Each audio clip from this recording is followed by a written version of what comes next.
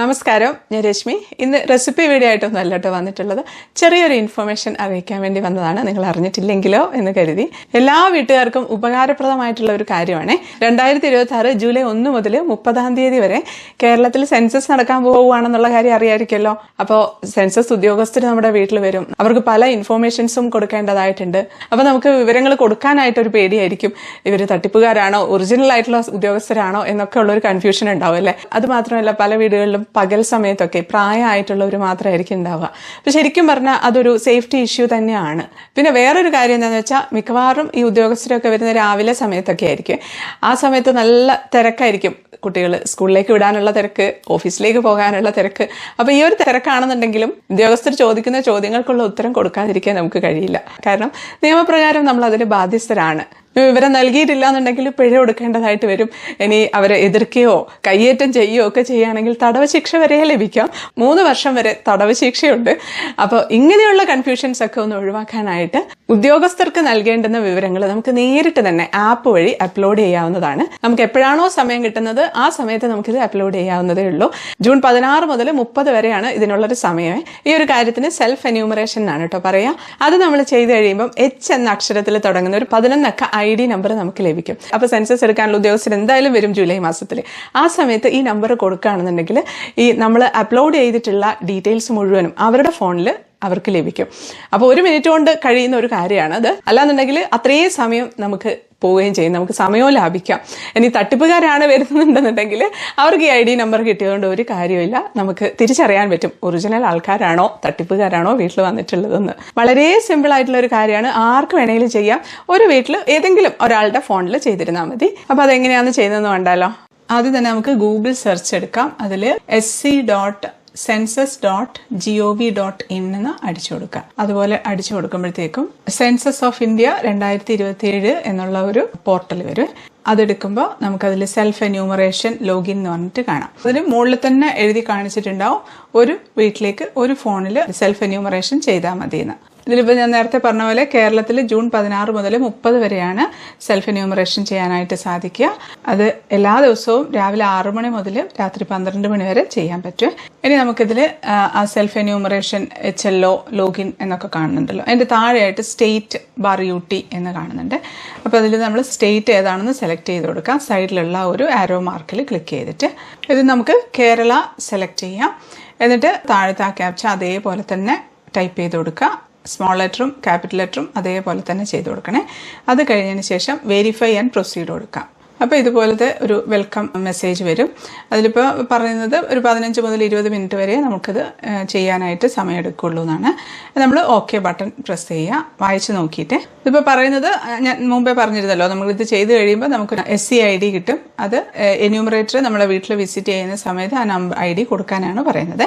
നമുക്ക് okay button press ചെയ്യാം. ഇനിയിപ്പം ഇങ്ങനെ ഒരു സ്ക്രീനാണ് കേട്ടോ വരും. ഇപ്പോൾ നമ്മൾ നേരത്തെ സെലക്ട് ചെയ്ത കേരള ഉണ്ട്.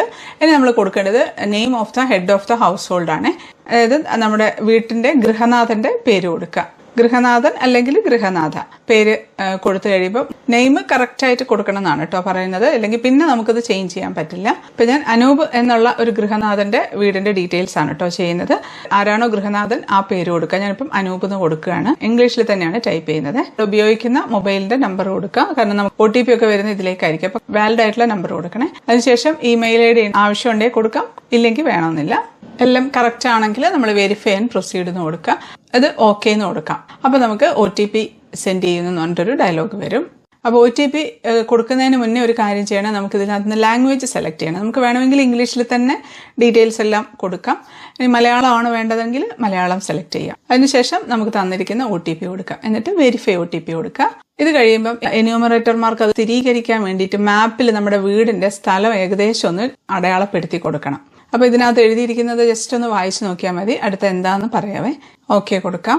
നമ്മൾ സെലക്ട് ചെയ്ത കേരള അവിടെ തന്നെ ഉണ്ട്. നമ്മൾ കേരളത്തിൽ ഏത് ജില്ലയിലാണെന്നൊന്ന് സെലക്ട് ചെയ്ത് കൊടുക്കണം. തിരുവനന്തപുരത്താണുള്ളത്. അപ്പോൾ നമ്മൾ തിരുവനന്തപുരം സെലക്ട് ചെയ്തു. എന്നിട്ട് നമ്മുടെ പിൻകോഡ് നമുക്ക് അറിയായിരിക്കുമല്ലോ, ആ പിൻകോഡും കൂടെ അടിച്ചു കൊടുക്കുക. അടുത്തതായിട്ട് നമ്മുടെ വീട്ടിനടുത്തുള്ള ലാൻഡ്മാർക്ക് എന്താണുള്ളതെന്ന് വെച്ചാൽ അത് കൊടുക്കണം. അപ്പം കുറച്ച് ഫേമസ് ആയിട്ടുള്ള പള്ളിയാണോ അമ്പലമാണോ അല്ലെങ്കിൽ വേറെ എന്തെങ്കിലും ഗവൺമെന്റ് ബിൽഡിങ്സ് ഉണ്ടെങ്കിൽ അത് കൊടുക്കാം. അതെന്താണെന്നുള്ളത് ഇവിടെ ടൈപ്പ് ചെയ്ത് കൊടുക്കണേ. ഇപ്പം നമുക്കിവിടെ ചിത്രാഞ്ജലി സ്റ്റുഡിയോ ആണ് ഇവിടെ അടുത്തുള്ളത്. അപ്പം അത് കൊടുക്കാം. ഇപ്പം കുറച്ച് ദൂരെയാണ്, അത്ര അടുത്തൊന്നുമല്ല, കുറച്ച് ദൂരെ സോറിയാണ്, എന്നാലും അത് കൊടുത്തിരുന്നാൽ മതി. നമ്മൾ അത് അടിക്കുമ്പോൾ തന്നെ അവിടുന്ന് ഇങ്ങനെ ഓപ്ഷൻസ് ഇങ്ങനെ തരും കേട്ടോ. അപ്പോൾ അതിൽ നിന്ന് ഏതാണെന്ന് സെലക്ട് ചെയ്ത് കൊടുത്തിരുന്നാൽ മതി. ഇനി ഓക്കെ കൊടുക്കുക. അപ്പോൾ ഒരു മാപ്പ് വരും, എന്നിട്ട് അവിടെ തിരയുക എന്നൊക്കെ എഴുതിയിട്ടുണ്ട്. അപ്പോൾ നമ്മൾ ഈ മാപ്പ് എടുക്കുന്ന സമയത്ത് നമ്മൾ കൊടുത്തിട്ടുള്ള ലൊക്കേഷനിലാണ് പോയിന്റർ വന്ന് നിൽക്കുക. അപ്പോൾ ആ ബിൽഡിങ്ങിനടുത്താണല്ലോ നമ്മുടെ വീട്. ഇനി നമ്മുടെ വീടിന്റെ മുകളിലേക്ക് ഈ പോയിന്റർ എത്തിക്കുക. 2 വിരൽ വെച്ച് ആ മാപ്പ് നീക്കിയാൽ മതി. അപ്പോൾ കറക്റ്റ് ആവണമെന്നൊന്നുമില്ല, ഏകദേശം ഒന്ന് ആയിരുന്നാൽ മതി. ആ മഞ്ഞ പോയിന്ററാണ് കേട്ടോ കൊണ്ടുവെക്കേണ്ടത്. അപ്പോൾ റെഡ് കളറിലുള്ള ആ പോയിന്റർ അങ്ങോട്ടേക്ക് വന്നോളൂ. സ്ഥലം ഏകദേശം ഒന്ന് തിരഞ്ഞെടുത്ത് കഴിഞ്ഞാൽ സ്ഥലം സ്ഥിരീകരിക്കുക എന്നുള്ളത് താഴെ ഉണ്ട്. അപ്പോൾ ഇംഗ്ലീഷാണ് നമ്മൾ സെലക്ട് ചെയ്തത്, ഇതൊക്കെ ഇംഗ്ലീഷിലായിരിക്കും കേട്ടോ വരും. നമ്മളിപ്പോൾ മലയാളത്തിലാണ് സെലക്ട് ചെയ്തത്, അതുകൊണ്ട് മലയാളം സ്ഥലം സ്ഥിരീകരിക്കുക ക്ലിക്ക് ചെയ്യാം. പിന്നെ ഇത് താഴെ സേവ് ചെയ്ത് അടുത്തതിലേക്ക് പോവുക എന്നുള്ളത് ക്ലിക്ക് ചെയ്യാം. അത് കഴിയുമ്പം പിന്നെയും ചോദിക്കും തിരഞ്ഞെടുത്ത സ്ഥലവുമായി തുടരണോ എന്ന് ചോദിക്കും. അപ്പോൾ വേണം എന്ന് പറയണം, എങ്കിലേ നമുക്കിതെല്ലാം കംപ്ലീറ്റ് ആക്കാനായിട്ട് പറ്റുള്ളൂ. ഇപ്പോൾ ഇംഗ്ലീഷ് ആണെങ്കിൽ യെസ് എന്ന് കൊടുക്കുക. ഇതിപ്പോൾ നമ്മൾ ചെയ്ത് ശരിയായില്ല എന്നൊരു സംശയം ഉണ്ടെങ്കിൽ പുനഃസജ്ജമാക്കുക എന്നുള്ളത് ക്ലിക്ക് ചെയ്താൽ മതി കേട്ടോ. എന്നിട്ട് നമുക്ക് വേണമെങ്കിൽ ഒന്നും കൂടെ കറക്റ്റ് ചെയ്ത് കൊടുക്കാം. ഇനി നമ്മൾ ഈ 2ാമത്തെ സെക്ഷനിലേക്കാണ് എത്തിയിട്ടുള്ളത്. സെൻസസ് വീടിന്റെ വിശദാംശങ്ങളാണ് നമ്മൾ കൊടുക്കുന്നത്. അത് വായിച്ചു നോക്കാം. കെട്ടിടത്തിന്റെ കാര്യങ്ങളാണ് കേട്ടോ പറയുന്നത്. അപ്പോൾ നമ്മൾ ഇതിൽ കൊടുക്കേണ്ടത് നമ്മൾ താമസിക്കുന്ന വീടിന്റെ ഡീറ്റെയിൽസ് ആണ് കൊടുക്കുന്നത്. ഇപ്പോൾ നമ്മൾ സ്വന്തമായിട്ടുള്ള വീടായാലും ശരി, വാടകയ്ക്ക് താമസിക്കുന്ന വീടായാലും ശരി, അത് കൊടുക്കണം. അപ്പോൾ സെൻസസ് വീടിന്റെ നിലത്തിന് ഉപയോഗിച്ച പ്രധാന സാമഗ്രി, നമ്മൾ ഫ്ലോർ നിലം ചെയ്തത് എന്താണെന്നാണ് ചോദിച്ചിട്ടുള്ളത്. അപ്പൊ അതിൽ നിന്ന് ഏതാണ് കറക്റ്റ് ആയിട്ടുള്ളതെന്ന് വെച്ചാൽ അത് സെലക്ട് ചെയ്ത് കൊടുക്കുക. ഇപ്പം ഇവിടെ ഉള്ളത് ടൈൽസ്, അതാണ്. അപ്പൊ അത് സെലക്ട് ചെയ്തിട്ടുണ്ട്. ഇനി അടുത്തത് ചുമരിന് ഭിത്തിക്ക് ഉപയോഗിച്ചത് സാമഗ്രി എന്താണെന്നാണ്. ഇതിലും കുറെ ഓപ്ഷൻസ് ഉണ്ട്, വായിച്ചു നോക്കാം. സിമന്റോ ചുണ്ണാമ്പ് ചാന്ത് പൂശിയ കല്ല് എന്നുള്ളതാണ് സെലക്ട് ചെയ്യുന്നത്. നമ്മൾ മിക്കവാറും എല്ലാ വീടുകളിലും ഇതായിരിക്കും ഏകദേശം. കുറച്ചുകൂടെ പഴയ വീടുകളൊക്കെ ആയിരിക്കും മണ്ണും ചുടാത്ത ഇഷ്ടികയും അങ്ങനെയൊക്കെ വരുന്നത്. അപ്പോൾ അത് ഏതാണെന്ന് വെച്ചാൽ അതിനനുസരിച്ച് കൊടുക്കുക. ഇനി ഇത് വീടിന്റെ മേൽക്കൂര എന്താണെന്നാണ്. നമ്മളിപ്പം കോൺക്രീറ്റ് ആണ്, അത് കൊടുക്കുകയാണ്. ഇനിയിപ്പോൾ അത് ഷീറ്റ് ആണെങ്കിൽ അത് കൊടുക്കണം, ഓടാണെങ്കിൽ അത് കൊടുക്കാം. ഏതാണോ ഇതിനകത്തു നിന്നുള്ള ഓപ്ഷൻ കറക്റ്റായിട്ട് സെലക്ട് ചെയ്ത് കൊടുക്കുക. ഇതിലിപ്പം 1-2 കാര്യങ്ങളൊക്കെ കമ്പൈൻ ചെയ്തിട്ട് ഉപയോഗിച്ചിട്ടുണ്ടെങ്കിൽ ഏറ്റവും കൂടുതൽ ഉപയോഗിച്ച സാധനം എന്താണ് അത് എഴുതിയാൽ മതി. അടുത്തത് ഈ സെൻസസ് വീടിന്റെ അവസ്ഥ എന്താ, നല്ലതാണോ, താമസിക്കാവുന്നതാണോ, ജീർണിച്ചതാണോ എന്നുള്ളത്. നല്ലത് എന്നുള്ളത് കൊടുക്കുകയാണ്. അപ്പം ഇത് കറക്റ്റ് ആണെന്ന് ഉറപ്പുണ്ടെങ്കിൽ സേവ് ചെയ്ത് അടുത്തതിലേക്ക് പോകാം. തുടരണമെന്ന് താങ്കൾക്ക് തോന്നുന്നുണ്ടോ എന്ന് ചോദിക്കുമ്പോൾ വേണം എന്ന് കൊടുക്കണം. ഇനി കുടുംബത്തിലെ വിവരങ്ങളാണ് കേട്ടോ ചോദിക്കുന്നത്. കുടുംബത്തിൽ പതിവായിട്ട് താമസിക്കുന്ന ആൾക്കാരുടെ എണ്ണമാണ് ചോദിക്കുന്നത്. വീട്ടിൽ ജോലിക്ക് ആളുണ്ടെങ്കിൽ അതും കൊടുക്കണം. അപ്പൊ ഈ വീട്ടിൽ 4 ആണുള്ളത്, അപ്പൊ 4 കൊടുക്കുകയാണ്. നമ്മൾ കുടുംബനാഥന്റെ പേര് നമ്മൾ നേരത്തെ കൊടുത്തല്ലോ, അതവിടെ സെലക്ട് ആയിട്ട് വന്നിട്ടുണ്ട്, അത് നമുക്ക് ചേഞ്ച് ചെയ്യാൻ പറ്റില്ല. ഇനി ആ പേര് നമ്മൾ മലയാളത്തിൽ കൊടുക്കണം. മലയാളം അല്ലേ നമ്മൾ സെലക്ട് ചെയ്തത്, അതുകൊണ്ട് ഇതിൽ നമ്മൾ ഇംഗ്ലീഷിൽ തന്നെ അങ്ങ് ടൈപ്പ് ചെയ്താൽ മതി. അപ്പൊ മലയാളത്തിൽ ഇങ്ങനെ വരും, അപ്പൊ അത് അങ്ങ് സെലക്ട് ചെയ്ത് കൊടുത്താൽ മതി. ഇല്ലാന്നുണ്ടെങ്കിൽ സൈഡിലുള്ള ആ ഒരു കീബോർഡിന്റെ എംബ്ലം ഉണ്ടല്ലോ, അതിൽ ക്ലിക്ക് ചെയ്ത് അവിടുന്ന് നമുക്ക് സെലക്ട് ചെയ്ത് കൊടുക്കാം. അതിനുശേഷം കുടുംബനാഥൻ ആണാണോ പെണ്ണാണോ അത് കൊടുക്കുക. ഞാൻ ആണ് കൊടുക്കുന്നു. ഇതിൽ പട്ടികജാതിയോ പട്ടികവർഗമോ മറ്റുള്ളവരോ, അപ്പൊ അത് ഏതാന്ന് കൊടുക്കുക. ഇപ്പൊ മറ്റുള്ളവർ എന്നുള്ളത് കൊടുക്കുകയാണ്. അപ്പൊ കുടുംബനാഥൻ പട്ടികജാതിയോ പട്ടികവർഗത്തിലോ പെട്ടതാണോ എന്നാണ് കേട്ടോ ചോദിക്കുന്നത്. അപ്പൊ വീടിന്റെ ഉടമസ്ഥത ചോദിക്കുന്നുണ്ട്, സ്വന്തമാണോ വാടകയ്ക്കാണോ, അത് ഏതാന്ന് വെച്ചാൽ സെലക്ട് ചെയ്ത് കൊടുക്കുക. സ്വന്തം കൊടുക്കുകയാണ്. ഇപ്പൊ സ്വന്തമായിട്ട് വേറെ എവിടെയെങ്കിലും വീടുണ്ടെങ്കിലും ഇവിടെ വാടകയ്ക്ക് താമസിക്കുകയാണെങ്കിൽ വാടക എന്നാണ് കൊടുക്കേണ്ടത്. ഇപ്പൊ താമസിക്കുന്ന ഇതിന്റെ ഡീറ്റെയിൽസ് ആണ് വേണ്ടത്. പിന്നെ ഇത് ചെയ്യുന്ന സമയത്ത് എന്തെങ്കിലും സംശയം ഉണ്ടെന്നുണ്ടെങ്കിൽ ആ ബ്ലൂ കളറിൽ കാണുന്ന പതിവ് ചോദ്യങ്ങളിൽ ഒന്ന് ക്ലിക്ക് ചെയ്താൽ മതി. ഇനി ഇതിൽ താമസിക്കുവാനുള്ള മുറികളുടെ എണ്ണം ചോദിക്കുന്നുണ്ട്. ഇപ്പം ഒരു വീട്ടില് എത്ര മുറികൾ ഉണ്ട് നോക്കുന്നത്, അടുക്കള, വർക്ക് ഏരിയ, ടോയ്ലറ്റ്, പൂജാമുറി, സിറ്റ് ഔട്ട്, വരാന്ത, കോറിഡോർ, ഇങ്ങനെയുള്ളതെല്ലാം ഒഴിച്ച് ബാക്കിയെല്ലാം ഓരോ മുറികളായിട്ടോ കണക്കാക്കുക. ബെഡ്റൂമുകളൊക്കെ ഓരോ മുറികളായിട്ടും, അതുപോലെ ഇനിയിപ്പോൾ സിറ്റിംഗ് റൂം ഉണ്ടെങ്കിൽ അതൊരു മുറിയായിട്ട്, ഡൈനിങ് റൂം ഉണ്ടെങ്കിൽ അതൊരു മുറിയായിട്ട്, അതുപോലെ മുകളിലത്തെ ബെഡ്റൂമോ സിറ്റിംഗ് റൂമോ ഒക്കെ ഉണ്ടെങ്കിൽ അതെല്ലാം ഓരോ മുറികളായിട്ട് കണക്കാക്കണം. ഞാനിപ്പം 5 കൊടുക്കുകയാണേ. അടുത്തത് ഈ കുടുംബത്തിൽ താമസിക്കുന്ന ദമ്പതികളുടെ എണ്ണം. ഇപ്പം ഒരു ഭാര്യയും ഭർത്താവും മാത്രമാണുള്ളെങ്കിൽ 1 കൊടുക്കാം. ഇപ്പൊ 2 ഭാര്യയും ഭർത്താവും ഉണ്ടെങ്കിൽ 2 കൊടുക്കാം. ഇതിലിപ്പോ ഭർത്താവോ ഭാര്യയോ അവിടെ സ്ഥിരമായിട്ട് താമസിക്കുന്നില്ല, വേറെ ജോലി സ്ഥലത്താണ്, ആഴ്ചയിൽ ഒരിക്കലും മാത്രമേ വരുന്നുള്ളൂ, അങ്ങനെയാണെന്നുണ്ടെങ്കിൽ 0 ആണ് കൊടുക്കേണ്ടത്. ഭാര്യയും ഭർത്താവും അവിടെ സ്ഥിരമായിട്ട് താമസിക്കുന്നുണ്ട് എന്നുണ്ടെങ്കിൽ മാത്രമേ 1 കൊടുക്കാവുള്ളൂ. ഇതിൽ രസകരമായിട്ടുള്ള ഒരു കാര്യമുണ്ട്. എന്താണെന്നറിയോ, ഒരാൾക്ക് 2 ഭാര്യമാരുണ്ടെങ്കിൽ അവർ ഒരുമിച്ചാണ് ആ വീട്ടിൽ താമസിക്കുന്നതെങ്കിൽ 2 ദമ്പതികൾ എന്നാണ് കേട്ടോ കൊടുക്കേണ്ടത്. അതേസമയം ഒരു സ്ത്രീക്ക് 2 ഭർത്താക്കന്മാരുണ്ട്, അവര് 3 പേരും ഒരു വീട്ടിലാണ് താമസിക്കുന്നുണ്ട് എന്നുണ്ടെങ്കിൽ അത് 1 ദമ്പതികൾ എന്നേ പറയുള്ളൂ. എന്തുകൊണ്ടാണെന്നറിയില്ല, അതങ്ങനെയാണ് അതിന്റെ ഒരു കിടപ്പ് വശം. ഞാൻ 1 കൊടുത്തിട്ടുണ്ട്. സേവ് ചെയ്ത് അടുത്തതിലേക്ക് പോവാണേ. വേണം ക്ലിക്ക് ചെയ്തു. ഇനി നമ്മൾ സ്റ്റെപ്പ് 4 എത്തിയിട്ടുണ്ട്. സ്റ്റെപ്പ് 4 ചോദിക്കുന്നത് കുടുംബത്തിന് ലഭ്യമായ സൗകര്യങ്ങളാണ്. കുടിവെള്ളത്തിന്റെ പ്രധാന സ്രോതസ്, എവിടെ നിന്നാണ് നമുക്ക് കുടിവെള്ളം കിട്ടുന്നതെന്ന്. ആ ഓപ്ഷൻസ് ഒക്കെ ഒന്ന് വായിച്ചു നോക്കി ഏതാണ് നമുക്ക് ചേരുന്നത് അത് കൊടുക്കുക. ഇപ്പൊ ഇവിടെ എന്ന് വെച്ചാൽ ശുദ്ധീകരിച്ച പൈപ്പ് വെള്ളമാണ്, അപ്പൊ അത് സെലക്ട് ചെയ്യുന്നുണ്ട്. ഇപ്പൊ കുടിവെള്ള സ്രോതസ്സിന്റെ ലഭ്യത എന്ന് ചോദിക്കുന്നുണ്ട്. പരിസരത്തിനടുത്ത്, ദൂരെ എന്ന് പറയുന്നത്. അതായത് നമുക്ക് ഈ കുടിവെള്ളം കിട്ടുന്നത് നമ്മുടെ വീട്ടിന് അടുത്ത് തന്നെയാണോ അതോ ദൂരേന്ന് നമ്മൾ പോയി എടുത്തുകൊണ്ട് വരണോ എന്നുള്ളതാണ് ഉദ്ദേശിക്കുന്നത്. അപ്പം പരിസരത്ത് എന്നതാണ് കൊടുക്കുന്നത്, കാരണം നമ്മൾ വീട്ടിന്റെ ഉള്ളിൽ തന്നെയാണ് പൈപ്പ് ഉള്ളത്, അപ്പൊ അവിടെ തന്നെയാണ് എടുക്കുന്നത്. അതുപോലെ അടുത്തത് വെളിച്ചത്തിന്റെ പ്രധാന സ്രോതസ് വൈദ്യുതിയാണ്, അത് കൊടുക്കുകയാണ്. വേറെയും കുറെ ഓപ്ഷൻസ് ഒക്കെ ഉണ്ട് കേട്ടോ, മണ്ണെണ്ണ, സൗരോർജ്ജം എന്നൊക്കെ പറഞ്ഞിട്ട്. ഇതിലിപ്പോ സൗരോർജ്ജം എന്ന് പറയുന്നുണ്ട് കേട്ടോ. ഇപ്പൊ മിക്കവാറും എല്ലാ വീടുകളിലൊക്കെ സോളാർ പാനൽ ഉണ്ടാവും. അപ്പൊ അങ്ങനെയാണെന്നുണ്ടെങ്കിൽ ഏറ്റവും കൂടുതൽ നമ്മൾ ഏതാണോ ഉപയോഗിക്കുന്നത് അതാണ് കൊടുക്കേണ്ടത്. ഇപ്പം സോളാർ ഉണ്ടെങ്കിലും രാത്രിയൊക്കെ നമ്മൾ സോളാർ ആയിരിക്കില്ലല്ലോ ഉപയോഗിക്കുക, വൈദ്യുതി തന്നെയായിരിക്കുമല്ലോ ഉപയോഗിക്കുന്നത്. അപ്പൊ കൂടുതൽ സമയം നമ്മൾ ഏതാണ് ഉപയോഗിക്കുന്നത് അതാണ് കൊടുക്കേണ്ടത്. ഇനി അടുത്തത് ടോയ്ലറ്റിന്റെ കാര്യമാട്ടോ ചോദിക്കുന്നത്. അപ്പൊ അത് കുടുംബത്തിന് ഉപയോഗത്തിന് മാത്രമാണോ അതായത് വേറെ 2 ഫാമിലി ആയിട്ടൊക്കെ പങ്കിടുന്നുണ്ടോ ടോയ്ലറ്റ് എന്നതൊക്കെയാണ് ഉദ്ദേശിക്കുന്നത്. പൊതു ടോയ്ലറ്റ് ആണോ ഉപയോഗിക്കുന്നത് അതാണ്. അത് നമ്മൾ കുടുംബത്തിന്റെ ഉപയോഗത്തിന് മാത്രം ഒന്ന് കൊടുക്കും. ഇനി ടോയ്ലറ്റ് ഇല്ല എന്നുണ്ടെങ്കിൽ അത് അങ്ങനെ തന്നെ കൊടുക്കാം.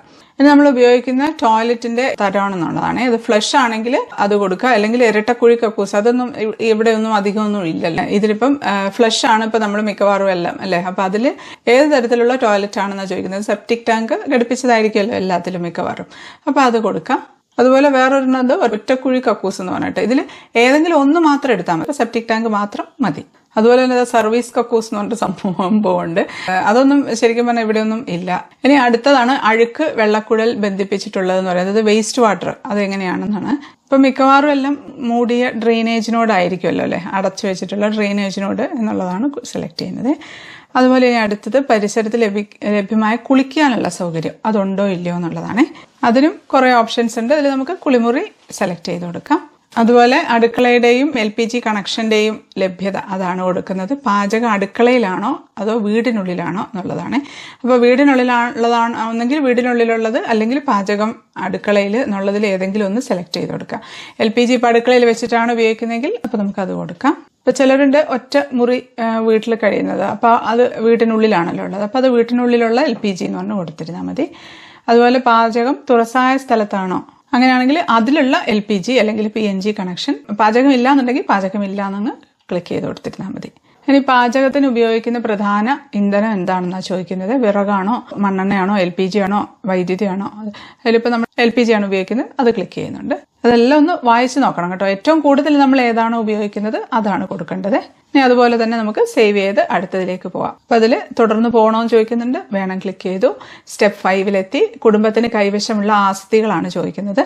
സ്വത്ത് എന്ന് പറഞ്ഞാൽ വലിയ സ്വത്തുക്കൾ അതൊന്നും അല്ല ചോദിക്കുന്നത്. നമ്മുടെ വീട്ടിലുള്ള എന്തൊക്കെ സാധനങ്ങൾ, റേഡിയോ, ട്രാൻസിസ്റ്റർ ഉണ്ടോ, അതുണ്ടെങ്കിൽ അതിലേതാണ്, പരമ്പരാഗതമായ റേഡിയോ ആണോ, സ്മാർട്ട് ഫോണിൽ ഉള്ളത് എന്തെങ്കിലും ആണോ, അങ്ങനെയൊക്കെയാണ് ഉദ്ദേശിക്കുന്നത്. ഇപ്പം നമ്മളത് പരമ്പരാഗതമായ റേഡിയോ സെറ്റ് അത് ഉണ്ട്, അപ്പം അതുകൊണ്ട് അത് ക്ലിക്ക് ചെയ്യുകയാണേ.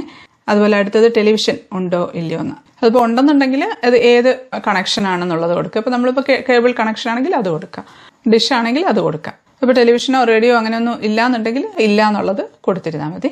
അതുപോലെ ഇന്റർനെറ്റിന്റെ ലഭ്യത ഉണ്ടോ ഇല്ലയോ എന്നുള്ളതാണ്. ഇപ്പോൾ ഇന്റർനെറ്റ് നമ്മൾ ഏതിലാണ് കൂടുതലായിട്ട് ഉപയോഗിക്കുന്നത് എന്നുള്ളതാണ് ഇവിടെ കൊടുക്കേണ്ടത്. അതിപ്പോൾ ലാപ്ടോപ്പിൽ നമ്മൾ ഇന്റർനെറ്റ് ഉപയോഗിക്കുന്നുണ്ടോ എന്നുള്ളതാണ് ചോദിക്കുന്നത്. ഉണ്ടെങ്കിൽ അത് ക്ലിക്ക് ചെയ്യാം. ഇല്ല മൊബൈലിൽ മാത്രമാണെങ്കിൽ അത് സെലക്ട് ചെയ്ത് കൊടുക്കുക. ഇതൊന്നുമില്ല, ഇന്റർനെറ്റേ ഇല്ല എന്നുണ്ടെങ്കിൽ താഴെ ഇല്ല എന്നുള്ളത് ക്ലിക്ക് ചെയ്യാം. അടുത്തത് ലാപ്ടോപ്പ് അല്ലെങ്കിൽ കമ്പ്യൂട്ടർ ഉണ്ടോ ഇല്ലയോ എന്ന് കൊടുക്കണം. അപ്പോൾ നമ്മൾ ഉണ്ടെന്ന് കൊടുക്കുക. അതിപ്പോൾ മുകളിൽ ഇപ്പോൾ നമ്മൾ ലാപ്ടോപ്പിൽ ഇന്റർനെറ്റ് ഉപയോഗിക്കുന്നു എന്നുള്ളൊരു ഓപ്ഷൻ കൊടുത്തിട്ടുണ്ടല്ലോ.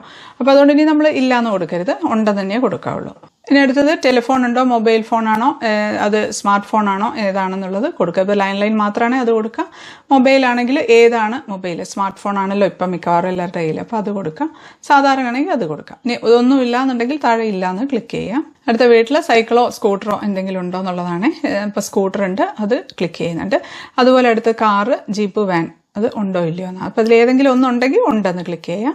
കുടുംബത്തിൽ പ്രധാനമായി ഉപയോഗിക്കുന്ന ധാന്യം, നമ്മൾ മിക്കവാറും അരി ആയിരിക്കുമല്ലോ കൂടുതൽ ഉപയോഗിക്കുക, അപ്പോൾ അതുകൊണ്ട് അരിയാണ് ക്ലിക്ക് ചെയ്യുന്നത്. ഇപ്പോൾ മൊബൈൽ നമ്പർ നമ്മൾ നേരത്തെ കൊടുത്തത് തന്നെ വന്നിട്ടുണ്ട്, നമ്മളിപ്പോൾ കൊടുക്കേണ്ട ആവശ്യമില്ല. ഇനി അതുപോലെ തന്നെ നമ്മൾ സേവ് ചെയ്ത് അടുത്തതിലേക്ക് പോവുകയാണേ. ഇപ്പോൾ സ്റ്റെപ്പ് 6 എത്തി. അപ്പോൾ നമ്മൾ കൊടുത്തിട്ടുള്ള ഡീറ്റെയിൽസ് മുഴുവനും ഇങ്ങനെ താഴോട്ട് സ്ക്രോൾ ചെയ്ത് നോക്കുക. അപ്പോൾ അതെല്ലാം കറക്റ്റ് ആണോ നോക്കുക. കറക്റ്റ് ആണെന്നുണ്ടെങ്കിൽ നമുക്ക് മുന്നോട്ട് പോകാം. ഇല്ലാന്നുണ്ടെങ്കിൽ നമുക്കത് തിരുത്താനുള്ള ഒരു ഓപ്ഷനുണ്ട്. തിരുത്തണമെന്നുണ്ടെങ്കിൽ എഡിറ്റിലേക്ക് പോവുക, ഏറ്റവും ലാസ്റ്റ് ഇതിൽ കാണുന്നില്ലേ, അതിൽ ക്ലിക്ക് ചെയ്താൽ മതി. അപ്പോൾ നമുക്ക് പുറകോട്ട് പോയിട്ട് എവിടെ എഡിറ്റ് ചെയ്യേണ്ടതെന്ന് വെച്ചാൽ അവിടെ എഡിറ്റ് ചെയ്യാം.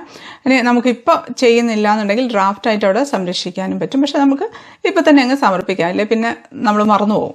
അപ്പോൾ അതുകൊണ്ട് തെറ്റുകളൊന്നും ഇല്ലാന്ന് ഉറപ്പ് വരുത്തിയതിന് ശേഷം സ്ഥിരീകരിച്ച് സമർപ്പിക്കുക എന്നുള്ളത് ക്ലിക്ക് ചെയ്യാം. പിന്നെ ഒരു കൺഫർമേഷനും കൂടെ ചോദിക്കുക, നിങ്ങൾ കൊടുത്തത് ശരി തന്നെയല്ലേ എന്ന്. ശരിയാണെന്ന് ഉറപ്പുണ്ടെങ്കിൽ മാത്രം മുന്നോട്ട് പോകാമെന്ന് വേണമെന്ന് ക്ലിക്ക് ചെയ്യാം കേട്ടോ. നമ്മൾ ഒരു പ്രാവശ്യം കൊടുത്തു കഴിഞ്ഞാൽ പിന്നെ ഇനി നമുക്ക് മാറ്റാൻ പറ്റില്ല. അപ്പോൾ ഉറപ്പാണെങ്കിൽ മാത്രം വേണം എന്നുള്ളത് ക്ലിക്ക് ചെയ്യാം. അഥവാ തെറ്റിപ്പോയിട്ടുണ്ടെങ്കിലും കുഴപ്പമൊന്നുമില്ല. എന്യൂമറേറ്റർ വരുമല്ലോ ജൂലൈ മാസത്തിൽ, ആ സമയത്ത് നമ്മൾ ഈ നമ്പർ കൊടുക്കണമെന്ന് പറഞ്ഞില്ലേ, അപ്പോൾ പറഞ്ഞാൽ മതി ഇങ്ങനെ ഒരെണ്ണം സംഭവം തെറ്റിപ്പോയി എന്ന് പറഞ്ഞാൽ അത് അവർ കറക്റ്റ് ചെയ്തോളും. അങ്ങനെ പേടിക്കേണ്ട ആവശ്യമൊന്നുമില്ല. ഇത് കറക്റ്റായിട്ട് കൊടുക്കണം എന്ന് പറയുന്നത് എന്തുകൊണ്ടാണെന്ന് വെച്ചാൽ ഈ വിവരങ്ങളുടെ അടിസ്ഥാനത്തിലായിരിക്കും നമ്മുടെ പ്രദേശത്തെ ഭാവി വികസന പരിപാടികളൊക്കെ നടക്കുക. എല്ലാം കഴിഞ്ഞിട്ടുണ്ട്. ഒരു ID കിട്ടിയിട്ടുണ്ട്. H എന്ന് തുടങ്ങുന്ന 11 അക്ക ഒരു ID നമ്പർ നമുക്ക് കിട്ടിയിട്ടുണ്ട്. ഇതാണ് നമ്മുടെ SC ID. ഇനി എന്യൂമറേറ്റർ വരുന്ന സമയത്ത് ഈ ID ആണ് കൊടുക്കേണ്ടത്. ഇത് നമ്മുടെ മൊബൈലിലേക്ക് മെസ്സേജ് ആയിട്ട് വരും. അതുപോലെ മെയിൽ ID കൊടുത്തിട്ടുണ്ടെങ്കിൽ മെയിലായിട്ടും വരുവേ. ഇത്രയേ ഉള്ളൂ നമ്മുടെ സെൽഫ് എന്യൂമറേഷൻ. ഇത്രയേ ഉള്ളൂ എന്ന് പറയണ്ട. അപ്പോൾ ആകപ്പാടെ ക്ഷീണിച്ചിട്ടുണ്ടാവില്ലേ. വലിയ കുഴപ്പമൊന്നുമില്ല. ചെയ്യുന്ന സമയത്ത് നമുക്ക് അത്രയും അങ്ങോട്ട് ഇതായിട്ട് തോന്നില്ല. ഇതിപ്പോൾ നമ്മൾ ഇത്ര വിശദമായിട്ട് പറഞ്ഞുകൊണ്ടാണ് കുറച്ച് എന്തൊക്കെയോ വലിയ പ്രോസസ്സ് പോലെയൊക്കെ തോന്നുന്നത്. ഇതേ കാര്യങ്ങൾ തന്നെയാണ് നമ്മൾ വീട്ടിലെ എന്യൂമറേറ്റേഴ്സ്, അത് ടീച്ചേഴ്സ് ആയിരിക്കും വരിക, അവർ ചോദിക്കുന്നത്. അപ്പോൾ ഇതായിരിക്കും നമ്മൾ കൊടുക്കേണ്ടി വരിക. അപ്പം നമ്മുടെ സമയം ലാഭിക്കാൻ വേണ്ടി നമുക്ക് തന്നെ ചെയ്യാം എന്നുള്ളത് കൊണ്ട് കാണിച്ചതാണ്. അപ്പോൾ ഇങ്ങനെയാണ് സെൽഫ് എന്യൂമറേഷൻ ചെയ്യുക. എല്ലാവർക്കും മനസ്സിലായി എന്ന് വിചാരിക്കുന്നു. വളരെ സിമ്പിൾ ആയിട്ടുള്ള ഒരു കാര്യമല്ലേ. ഇനിയിപ്പോൾ ഇങ്ങനെ ചെയ്യാൻ പറ്റിയിട്ടില്ല എന്നുണ്ടെങ്കിലും പേടിക്കേണ്ട ആവശ്യമൊന്നുമില്ല. സെൻസസ് എടുക്കാൻ ഉദ്യോഗസ്ഥർ വരുന്ന സമയത്ത് അവർക്ക് നമ്മൾ ഡീറ്റെയിൽസ് എല്ലാം പറഞ്ഞു കൊടുത്തിരുന്നാലും മതി. പിന്നെ ഇതൊരു കൊളാബറേഷൻ ഒന്നും അല്ല കേട്ടോ. എനിക്ക് ഈ സെൻസസുമായിട്ടോ ഈ ഒരു ആപ്പുമായിട്ടോ യാതൊരു ബന്ധവുമില്ല. എൻ്റെ ഹസ്ബൻഡ് ഈ സെൻസസിൽ വർക്ക് ചെയ്യുന്നുണ്ട് എന്നതൊഴിച്ചാൽ. അപ്പോൾ ഇങ്ങനെ ഒരു കാര്യം പറഞ്ഞ സമയത്ത് എല്ലാവർക്കും ഉപകാരപ്രദമായിട്ടുള്ളൊരു കാര്യമാണല്ലോ എന്ന് കരുതിയിട്ട് ചെയ്ത ഒരു വീഡിയോ ആണ്. ആരും അങ്ങനെ ഒരു വീഡിയോ ചെയ്തും കണ്ടില്ല. അപ്പം അത്രയേ ഉള്ളൂ. എല്ലാവർക്കും ഹെൽപ്ഫുൾ ആയി എന്ന് വിചാരിക്കുന്നു. അടുത്ത വീഡിയോയിൽ കാണാം. അതുവരേക്കും stay happy, stay positive. By.